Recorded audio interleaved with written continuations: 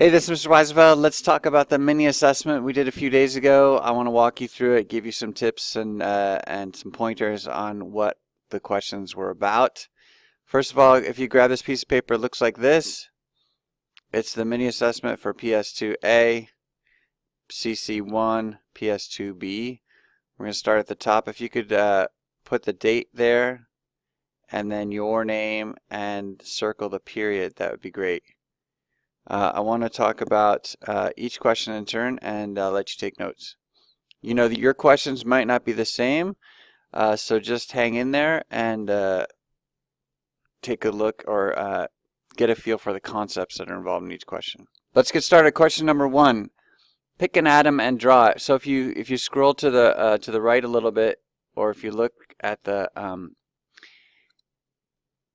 at this thing here, you can see it's talking about draw the atom, label all the parts, the electrons, the neutrons, the protons, and the nucleus. And the element we're talking about is nickel.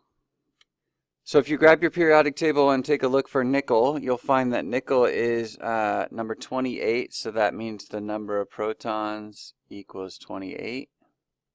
Let me just write that down here. You also see that the atomic mass is 58.6934. If you round that, that's about 59. So now here's what I'm thinking. The atomic mass in an atom is due to the number of protons and the number of neutrons. So the number of neutrons is the rounded atomic mass minus the number of protons, or the number of protons plus the number of neutrons equals the rounded atomic mass. So what you've got here is 59 minus 28, so 31 neutrons. So this is what I was hoping you would do. If you draw the nickel atom here, and you leave some spot in the center here. The center of the atom is called the nucleus, so you can label that. Then the number of protons right here is number of p, let's say, 28. And then the number of neutrons here, 31. So here are the protons in one part of the nucleus. Here are the neutrons in the other part of the nucleus. You know, in reality, they're mixed up. That's okay. They're all in the nucleus. And then out here on the edge, outside the nucleus, going around in electron shells or orbitals or whatever you want to call them, is the number of electrons. So there's the number of electrons, which is equal to the number of protons. Remember, protons are positive. Electrons are negative. So in a balanced atom, in a neutral atom, the number of electrons is 28. So that's what I was hoping for question number 1. Question number 2. Who discovered the electron? So we had a video talking about this, the history of the atom and what are some of the experiments. Electrons were originally called cathode rays. The guy that did that experiment was J.J. Thomson. The nucleus was discovered by another guy that worked after J.J. Thomson. His name was, let's see, Ernest Rutherford.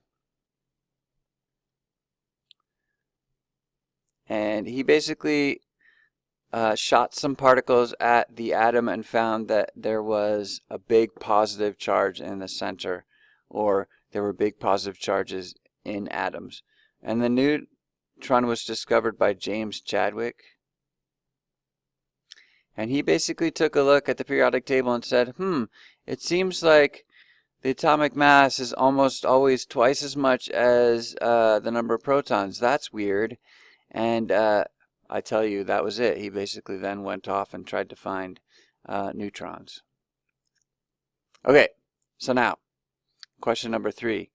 How many neutrons in the element antimony? Antimony. That's the symbol SB. It has, the number of protons is 51. The atomic mass is 121.760 AM, let's call it, atomic mass. That rounds to 122. That means the number of protons plus the number of neutrons is 122. I think you'd agree that it's probably going to be 71 neutrons. The number of protons is 51 in a neutral atom. That's also equal to the atomic number. And then how many electrons is also 51, equal to the number of protons in a neutral atom. So I guess for a neutral atom. Next, where are the protons of palladium located? Hey, the protons are all, like we said at the top, they're always in the nucleus. And they are there together with the neutrons. The neutrons are in the nucleus. And then the electrons are outside the nucleus.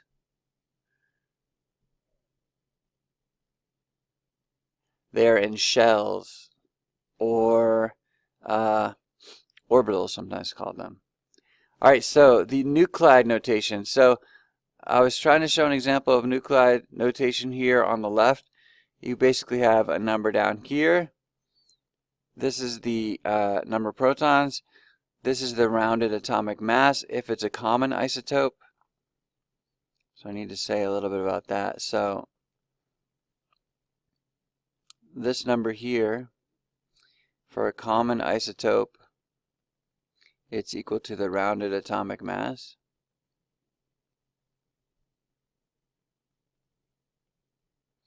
And for an uncommon, it has to be some number greater than 6, let's say. So, but not the rounded atomic mass. So it's anything but 12. It's just not equal to 12, but greater than 6. Okay, and this is the charge on the atom. This tells you if you've got a cation or an anion. So let's go back over here. So using the nuclide notation, given an uncommon isotope of nitrogen. So first let's start this. Number of protons in nitrogen is 7. It's atomic number 7. The atomic mass is equal to 14.007. So about 14. That means the number of neutrons is 7 in the common isotope. So this is common. Notice we don't have a common isotope. So we have nitrogen, big symbol. It still has 7 protons. I can pick anything for an uncommon isotope besides 14. It has to be greater than 7. So this could be, let's do 16. I like 16. And a cation is anything greater than, so this could be 1 plus, 2 plus, 3 plus. This is basically the number of protons minus the number of electrons. So this atom has more protons than neutrons. More protons than electrons.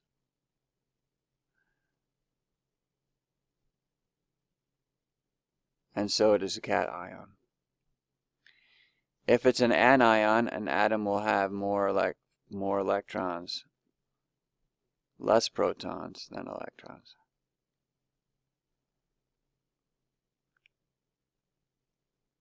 We call that an anion.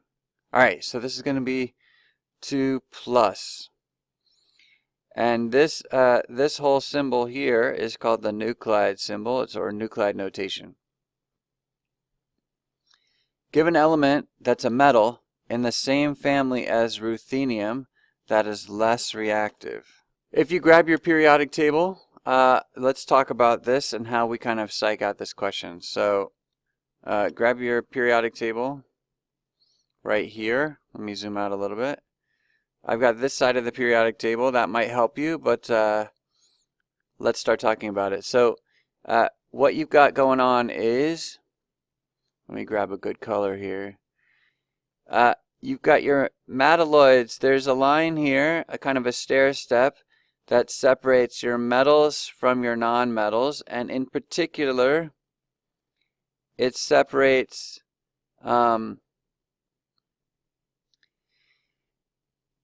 things that are almost metals, so metalloids. So remember, metalloids are nonmetals that sometimes have metal characters. So over here, we've got metals,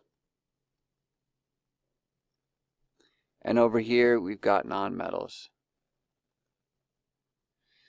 So when the question says, give an element in the same family as ruthenium that is less reactive, first of all, find ruthenium. It's right here, number 44. Then talk about families. Families are columns, so we're in this column 8. Sometimes the question is talking about periods. Periods are this way. And we're looking for something that is less reactive. Let me zoom in here. Talk about ruthenium. When we looked at the period 1 elements, we found that they get more reactive as you go down. It also is true for, group 1. Sodium, lithium, sodium, potassium, rubidium, cesium, they get more reactive as you go down. And in particular, cesium was one of the most reactive. And what we learned after that was that cesium was giving up 1 electron. And this here, the ionization energy, is the energy to remove 1 electron. So the energy to remove an electron is that much, and it's one of the lowest numbers on the whole table. Go ahead, take a minute, check the whole table. That's 3.8939 is one of the lowest on the whole table. So when we're talking about metals, it looks like ruthenium, in order to be less reactive, it needs to have a number that maybe it takes more energy to remove an electron from ruthenium than what it's got right here. So I think if we're looking for something that's more than 7.3605, iron is a good candidate and osmium would be a good candidate. But in general, what we says was reactivity for the metals increases as you go this way, the reactivity increases that way, and the reactivity increases as you go down in the metals. So you remember these drawings we made. So ruthenium, less reactive is going to be up. So iron, more reactive is going to be down. So now let's talk about the nonmetals real quick. So the nonmetals, what we learned about the nonmetals is one of the biggest reactive elements in the whole table was fluorine. And not because it gives up electrons, but because it takes electrons. Remember, fluorine wants an electron, it's going to steal one. So in the metals, to get more reactive, you go up. And to get more reactive, you go over like this. So that's more reactive in periods and families. A couple of facts you need to remember about the periodic table. All right, so an element, a metal in the same family. A metal in the same family as ruthenium that is less reactive according to our periodic table is iron, or Fe. Let me go back to red here.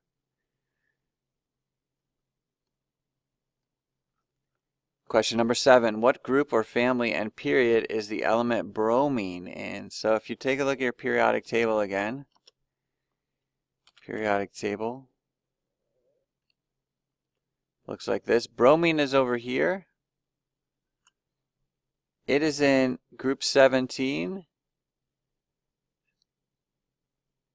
And the period is 4. So you look up here for the family, and you look over here for the period. Period 4, group 17. Period 4, group 17. Next, question 8. What element is the element calcium a metal, a metalloid, or a non-metal? So looking back at our periodic table, if I go to the left here on the periodic table, I'll find that calcium is in group 2, and group 2 is the alkaline earth metals, and it is then a metal. And remember, all the metals are on this side of this crooked line here, the metalloid line, and then nonmetals are on the right. So calcium is a metal. I'll just circle metal. And we'll move on. All right, question number 9. Give a physical property of boron. Boron, take a look at the periodic table. What it says is boron is in group 13, and technically it is a metalloid. So it might have some metal characteristics, it might have some non-metal characteristics. So what we can say is it could be shiny or dull because it's a metalloid. And that's an appearance. That's a purely physical property. That is physical. That's appearance. Chemical property of boron.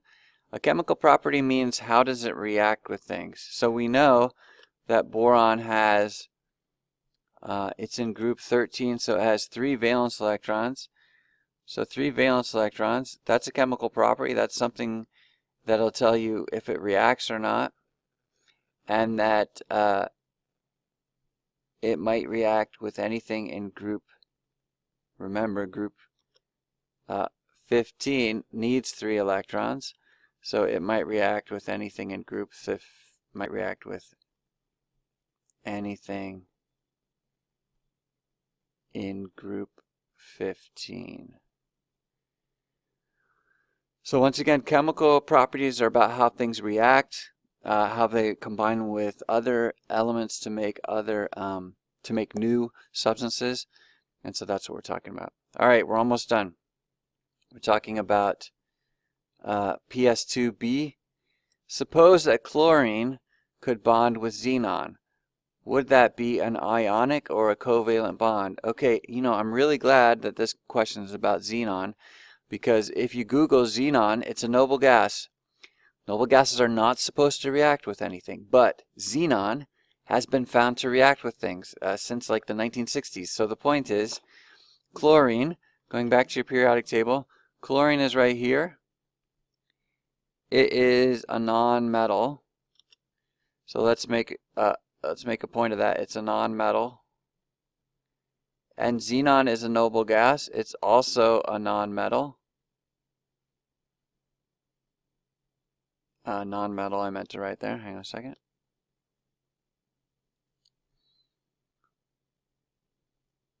And what I'd like you to remember for the final, I'll put a little note here on the side, is ionic bonds involve a metal and a non-metal. That's because ions are involved when you give up an electron or take an electron. So covalent bonds involve non-metals. So if you have 2 non-metals, you probably have a covalent bond. But if you have a metal and a non-metal, you probably have an ionic bond. This is a metal, excuse me, this is a non-metal and a non-metal. So this is probably a covalent bond. And why is because neither of these is going to take an electron. We're probably going to be involved in sharing electrons. So this is about sharing electrons. Suppose sodium could bond with krypton. Oh, sorry, question number 11. Question number 11. Look at your periodic table. Sodium is over here. Sodium is a metal. And krypton, again, is a noble gas. So I'm asking you to suspend your understanding that noble gases don't react with anything. But if this could, you have a metal reacting to a non-metal and a noble gas. What we know is when metals react with non-metals, they tend to create ionic bonds. They tend to lose electrons or gain electrons. So this would be ionic. And this is about taking or losing electrons. That's the Y, because ionic bonds take or lose electrons. All right, question number 12. Last question. You've done great. Draw the Lewis dot notation or the structure for the element lead. Take a look at your periodic table. Lead is over here. It's Pb. Let me highlight it here. It is in group 14.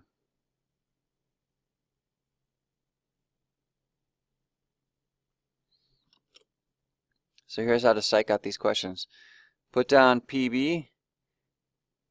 Group 14 has 4 valence electrons. 1, 2, 3, 4. That's because it's 4 columns away from the noble gas. That's because it's in group 14, so it has 4 valence electrons. That's because it's 4 columns from column 1. Well, in those tall columns, not counting the transition elements. Anyway, it has 4 valence electrons. Lead might bond with. So lead is looking for something that is going to give up 4 electrons or share 4 electrons. So the easiest thing to do might be another group 14, another group 14 element. So what you should do, let's say you have something besides lead. How many elements does this, how many electrons does that element need to have a full 8? Remember, everybody's trying to get, like the noble gases, to have 8 electrons all the way around. So you can usually say if you have 4 or 3 or 2 or 1, then you're probably giving up 4 or 3 or 2 or 1. So you're looking for something that looks like this, or has 5 or 6 or 7 electrons, valence electrons. This is about valence electrons, not total electrons. Or if you have here something that has 5 or 6 or 7 electrons, then it only needs 1 or 2 or 3. So look for something in groups 1 or 2 or 13. But lead might bond with something in this column. So carbon or silicon or germanium or tin. We're circling the things that lead might react with: carbon or silicon or germanium or tin. Any of those are good. You could also say the group 14 elements. So let's say carbon or tin, and that's group 14, because lead is trying to get 4 electrons or give up 4 electrons, and group 14 wants to give up 4 electrons or gain 4 electrons. So that was mini assessment. That was a walkthrough of what I thought you need to be able to do for the final exam. Check it out. Thanks for listening.